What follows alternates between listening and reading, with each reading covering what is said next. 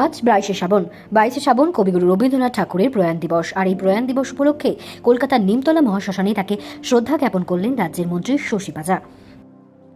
এটা যারা বাংলার বিরোধী তারা এই ভাষাটা ব্যবহার করছেন, ভাষাকে অপমান করছেন, তারা তকমা দিচ্ছেন যে বাংলা যারা বলেন তারা বাংলাদেশি, এবং বাংলা বলে কোনো ভাষা নেই, বেঙ্গলি বলে কোনো ভাষা নেই, এইটা বাংলাদেশি সব নতুন নতুন শুনতে হচ্ছে, প্রতিনিয়ত অপমান।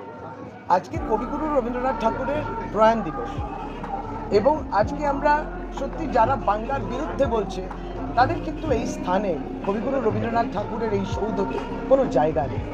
আপনি বাংলার বিরুদ্ধে বললেন, ভাষার বিরুদ্ধে বললেন, কবিগুরুর বিরুদ্ধে বললেন, কাজী নজরুলের বিরুদ্ধে বললেন, এই বঙ্গের বিরুদ্ধে বললেন।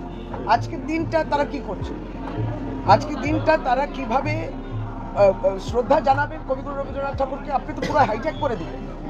আমরা অত্যন্ত অপমানিত।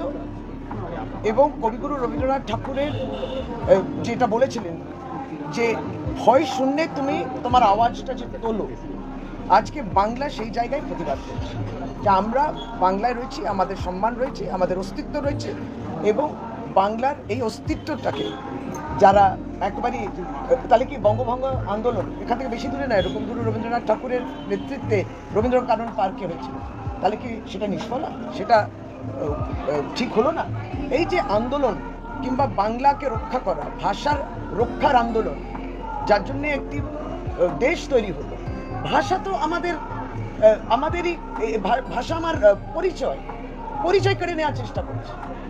পরিচয় যারা কেড়ে নেওয়ার চেষ্টা করছেন, আমি দেখতে চাই, এই প্রশ্নটা আমরা রাখলাম যে আজকে কবিগুরু রবীন্দ্রনাথ ঠাকুরকে আজকের দিনে 22শে শ্রাবণে কিংবা 25শে বৈশাখে কিংবা কোনোদিন কি আপনার শ্রদ্ধা জানানোর আপনাদের কি কোনো জায়গা রেখেছেন?